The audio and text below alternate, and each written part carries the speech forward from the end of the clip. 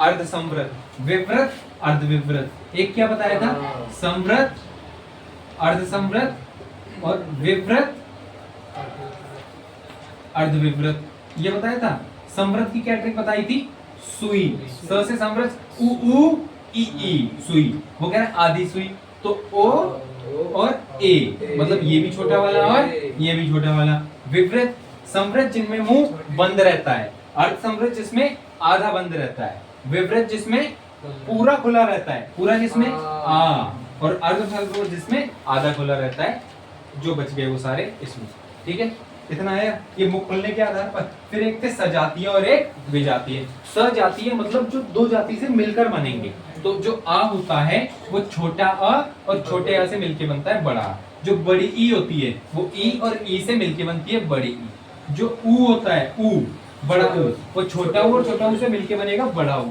लेकिन जो हम ए पढ़ेंगे वो अ और ई से मिलके बनता है अए। क्या बनता है? अए। और अ और ए से मिलके बनेगा अए। क्या बनेगा? अए।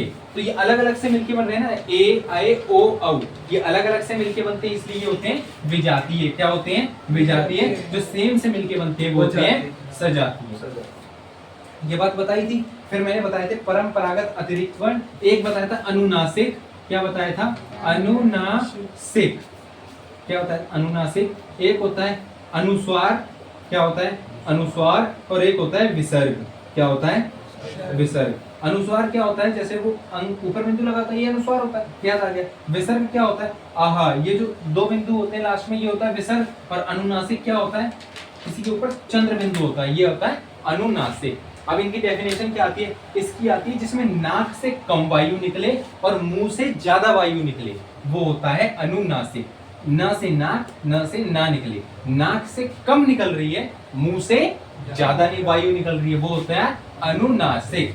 अनुस्वार, नाक से ज्यादा वायु निकले और मुंह से कम वायु निकले, वो होता है अनुस्वार। नाक न ना आ गया ना इसमें, तो ये याद कर लो, नाक से ना निकले तो नाक से कम और मुंह से ज्यादा, नाक से ज्यादा और मुंह से कम। और ये विसर्ग संस्कृत के शब्दों में इस्तेमाल होते हैं। जैसे हम लिखते हैं अतः, प्रातः, दुख, दुख, ऐसे लिखे हुए हम इनको देखते हैं। इन्हें परंपरागत अतिरिक्त वर्ण बोलते हैं। क्या बोलते हैं? परंपरागत अतिरिक्त वर्ण। इसके आगे हम चलेंगे। अब किसने इनको अलग किया था? जो हम देख रहे थे, हम स्वर पढ़ रहे थे, स्वर हमने पढ़ा, हमने देखा 11 होते हैं और 2 अलग कर दिए थे, अनुस्वार और विसर्ग। इसे किसने अलग किया था? तो किशोरी प्रसाद वाजपेयी। किसने अलग किया था? किशोरी प्रसाद वाजपेयी।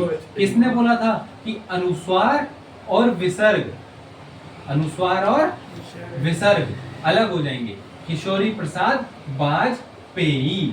तो इसको ऐसे ट्रिक से याद नहीं हो रहा, कोई बात नहीं। किशोरी जी का नाम आजकल बहुत चल रहा है टेंथ में। किशोरी जी ने, वाजपेयी कौन थे? अपने एक वो थे ना बीजेपी के कोई नेता थे, है ना? तो किशोरी जी ने वाजपेयी जी से कहा कि इनको अलग कर दो, तो उन्होंने अलग कर दिया ऐसे। एक या तो वाजपेयी या रख लो नेताजी के नाम से, या भगवान के नाम से किशोरी जी। तो अनुस्वार और अयोगवा को अलग किसने किया था? अनुस्वार और विसर्ग को, इन दोनों को मिलाकर अयोगवा कहते हैं। इन्हें स्वर्ग से अलग किसने किया था? किशोरी प्रसाद वाजपेयी ने। किशोरी ने प्रसाद देकर वाजपेयी जी से बोल दिया कि इनको अलग कर दो। तो किशोरी प्रसाद वाजपेयी ने किसे अलग किया था? अनुस्वार और विसर्ग को। किस में से? किससे अलग किया था? स्वरों से अलग किया था। यहाँ तक कोई दिक्कत है? नहीं। अब हम व्यंजन पढ़ रहे थे। व्यंजन जब हमने पढ़ा था क ख ग घ अंगा, क च ट त प, ये वाला होता है यहाँ पे। इस वाली लाइन को तो अंगा इया अणा न म, अंगा इया अणा न म, इसे तो पंचमाक्षर बोलते हैं। और एक और नाम बताया था, नाक से बोले जाते हैं इसलिए नासिक के वर्ण भी बोलते हैं। पंचमाक्षर और नासिक के वर्ण बोलते हैं। और इन सभी को स्पर्श व्यंजन बोलते हैं। ये जो होता है ना, ये बोलते वक्त मुंह में ना अंदर रगड़ भी लगती है, तो इन्हें स्पर्श संघर्षी, क्या? स्पर्श संघर्षी, संघर्षी भी बोलते हैं। स्पर्श संघर्षी कितने होते हैं? क, च से चम्मच, छ से छतरी, ज से जहाज, झ से झंडा, ये 4 होते हैं स्पर्श संघर्षी। स्पर्श संघर्ष 1 2 3 4 5 6 7 8 9 10 11 12 13 14 15 16 और 16 होते हैं हमारे स्पर्शी व्यंजन। क्या होते हैं? स्पर्शी व्यंजन। ठीक है। अंतस्थ मैंने बता दिया क्या होते हैं, अंतस्थ य र ल व। उसके बाद ऊष्मीय होते हैं, श से शलगम, श से षटकोण, स से सपेरा, ह से हल, ये बताए। इसके बाद एक हम पढ़ते हैं, जैसे इंग्लिश में हमें लिखना होता है डॉक्टर, क्या लिखना होता है, डॉक्टर, डॉक्टर। तो इसे हिंदी में लिखने होते हैं ना, तो ऐसे लिखते हैं डॉक्टर। तो ये ऊपर ये आता है, ये चंद्र बिंदु वाला है, इसमें से बिंदु हट जाता है, इसे बोलते हैं आगत स्वर। क्या बोलते हैं, आगत स्वर। ये कहां से लिया गया है, ये अंग्रेजी भाषा से लिया गया है, इतना याद रखना है। सिर्फ ऐसे लिख दूंगा तो ये क्या बन जाएगा, डॉक्टर बन जाएगा, लेकिन हमें लिखना है डॉक्टर, तो ये आगत स्वर लगाते हैं, इतना हमें याद रखना है। ये हॉस्पिटल और अंग्रेजी शब्दों में ये इस्तेमाल होता है, हर अंग्रेजी में नहीं, जहाँ पे ओ का मतलब साउंड आए वहां पर। इतनी बात आ गई ना समझ, हर शब्द में जो हाँ, ठीक। अब इतना हमने पढ़ लिया, ये था।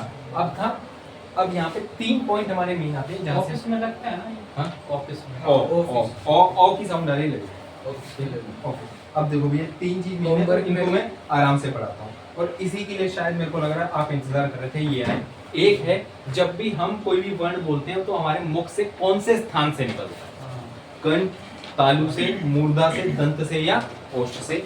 फिर आपको पढ़ना है प्राणवायु के आधार पर अल्प प्राण और महाप्राण, और एक पढ़ना है आपको स्वर तंत्रियों के कंपन करने के आधार पर सघोष या अघोष। ये 3 चीजें आपको पढ़नी है। के आधार पर जब उच्चारण करते हैं तो हमारे मुख के कौन से भाग से वो ध्वनि उत्पन्न होती है, तो वो मेनली होती है कंठ, एक होती है तालु, जिसे तालव्य बोलते हैं, क्या बोलते हैं, तालु को बोलते हैं कंठ तालव्य। एक होता है मूर्धन्य, क्या होता है, कंठ तालव्य मूर्धन्य, दंतव्य, ओष्ठ। एक क्या होता है, ओष्ठ। एक होता है कंठ के हेल्प से, तालु की हेल्प से निकलती है तालव्य, मूर्धा की हेल्प से निकलती है मूर्धन्य, दांत की हेल्प से निकलती है दंतव्य, और ओठ जिसमें इस्तेमाल होते हैं वो होता है ओष्ठ। ठीक है। अब कौन सी होती है, जैसे मैंने आपको क से कबूतर, ख से कबूतर लिखना बताया था, और बोला था ये वाला याद कर दो, कचट तब, क्या बताया था, क छ ट त प। ठीक है। तो ये जो क का पूरा वर्ग होता है ना, क आ जाए, ख आ जाए, ग आ जाए, ये सारा होगा कंठ से। जो च वर्ग है वो तालव्य से, जो ट वर्ग है वो मूर्धन्य से, जो त वर्ग है वो दंतव्य से, जो प वर्ग है वो ओष्ठ से। ये तो वैसा ही नहीं हो गया जैसे हम साइंस में पढ़ते थे एलिमेंट, उसने लाइन में लगा दिए थे, मेटल मेटल अलग, नॉन नॉन मेटल अलग, ये वैसा ही हो गया जो कंठ से बोले जा रहे हैं वो। ठीक है, ये तो हो गया। अब अ से अंगा तक भाई सारे लिख लेना, ठीक है, मैंने लिखे नहीं है बस, ये सारे होते हैं।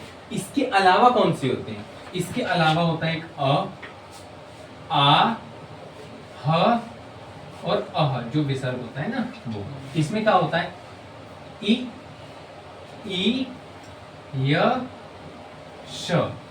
ये इसके अलावा ये ज्यादा पूछे जाते हैं, क्योंकि ये तो बच्चों को पता ही होता है। ये ट से टमाटर, री, र, श, त, ल, स और ज भी, प से उ और उ, ये इसमें होते हैं। अब ठीक है, ये तो याद भी हो गए, समझ भी आ गए, हम निकाल भी लेंगे। दिक्कत इसमें आती है इनको कैसे याद करें। तो जहां से मैंने पढ़ा था वहां मेरे को बताया गया कि जैसे क है, क से कौवा, कौवे ने मान लो आपके कंठ पे चोंच मार दी, तो कैसे निकालते, अ, आ, ह, अह, ऐसी आवाज निकलेगी ना, आ आवाज आएगी, और फिर ह बोलोगे लास्ट में, अह। ये याद हो गया, आ, अह, ऐसे याद हो गया। ये हो गया। च से चम्मच, चम्मच से बच्चा दूध पी रहा था, उसके तालु में लग गई, तालव्य है, तालु में लग गई, तो वो क्या करेगा, छोटा सा बच्चा रोने लगेगा, ई रोएगा। तो बच्चे से पूछा लग गया, तो वो कह रहा है यस, यस यस। अंग्रेजी पढ़ा हुआ बच्चा है, तो वो कह रहा है यस, लग गई। तो च से चम्मच, ई यस, यस। ये दोनों हो गए, भूलोगे तो नहीं, ठीक है। ट से टमाटर, बिना किसी चीज से टमाटर, टमाटर कौन खा जाएगा, ऋषि वगैरह, ऋषि खा सकते हैं, फिर टमाटर वगैरह।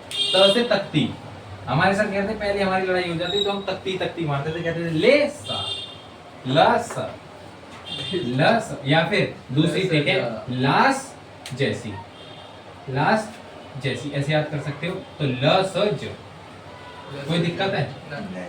अब जैसे पतंग उड़ रही होती है, प से पतंग, तो क्या बोलते हो? ऊ है, ऊ उधर है पतंग, ऊ मतलब ऐसे याद कर सकते हो। बिल्कुल मतलब बढ़िया तो नहीं है, लेकिन ऐसे बना सकते हो। ठीक है, ये हो गया। ये हमारा हो गए किसके आधार पर कि कहां से कौन सा निकलता है। अब हमें 2-3 और पढ़ने हैं बस। एक आता है कंठोष। क्या आता है? कंठोष। एक होता है कंठ तालव्य। एक क्या होता है? कंठ तालव्य। और एक होता है दंतोष्ठ। ये हमें ध्यान से देखनी है। कंठोष्ठ में क्या होते हैं? इसकी ये ओ है ना, ओ, तो इसी से बना लो। एक है ओ और एक है ओ। अब भूलोगे क्या? इसी में से चुरा लो इसे।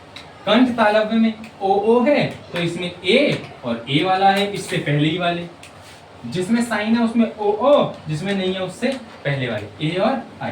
कंठोष्ठ में आता है व और फ। बात बताएं, इसमें याद कर लो, व और फ, व और फ। ठीक है, कंठोष्ठ था इसलिए ओ और ओ। कंठ तालव्य में उससे पहले वाले ए ओ आता है ना, उससे पहले वाले ए और कंठ दंतोष्ठ में व और फ। ये बनता कैसे है? ये कंठोष्ठ नाम कैसे पड़ गया? जो कंठ से निकलता था वो तो कंठ बोले जाते थे, दांत से निकलती दंतव्य। ये कंठोष्ठ नाम कैसे पड़ा? ये बना है कंठ प्लस ओष्ठ, यानी ये जो साउंड निकलती है ना ओ और औ, ये कंठ से और ओठ से मिलके निकलती है, इसलिए इसे बोला जाता है कंठोष्ठ। ये कंठ से और तालु से मिलके निकलती है ये साउंड ए और ए, इसलिए इसे बोला जाता है कंठ तालव। ये दांत से और ओठ से मिलके निकलती है, इसलिए इन्हें बोला जाता है दंतोष्ठ। ये बात याद रखो। ठीक है, अब हम आगे, हम लास्ट 2 चीजें और पढ़नी है हमें। ठीक है, ध्यान देंगे वो लास्ट के 5 मिनट और लगेंगे मैक्सिमम। ठीक, अब एक है हमारा, अब आ गए हम प्राण वायु के आधार पर। किस पे पूछता है? प्राण वायु के आधार पर कितने भाग होंगे? प्राण वायु के आधार पर। एक तो होता है प्राण वायु, मतलब ताकत लगती है, एक तो कम ताकत लगेगी और एक किसी शब्द को बोलने में ज्यादा लगेगी। जिसको कम लगे ताकत उसे बोलते हैं अल्प प्राण। क्या बोलते हैं? अल्प प्राण। देखो भैया ने पढ़ा है अल्प। और जिसको ज्यादा लगती है उसे बोलते हैं महाप्राण। क्या? महाप्राण। तो अल्प प्राण और एक महाप्राण, अल्प प्राण और एक महाप्राण।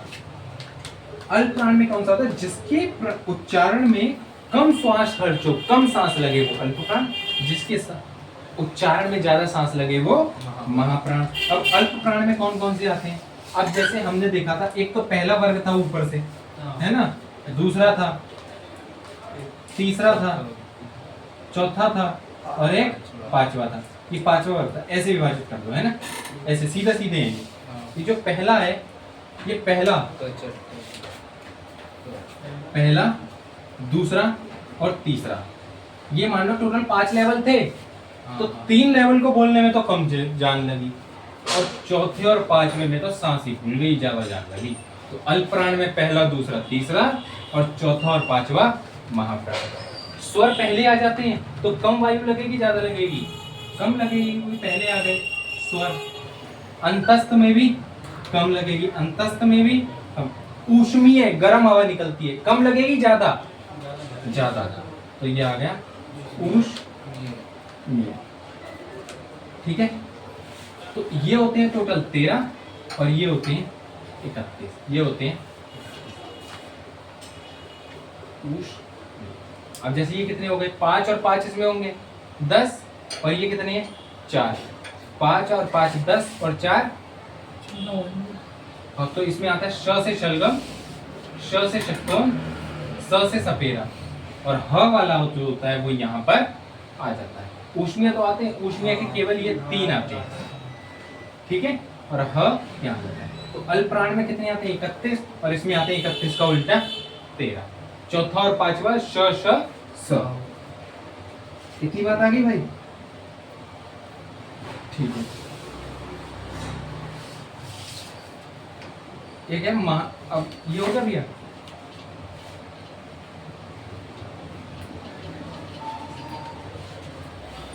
अब है स्वर तंत्रियों के कंपन करने के आधार पर। किस पे? स्वर तंत्रियों के कंपन करने के आधार पर। एक होता है अघोष, क्या होता है? अघोष। और एक होता है सघोष। जिसमें स्वर तंत्रीय कंपन करे वो सघोष, और जिसमें स्वर तंत्रीय कंपन ना करे वो अघोष।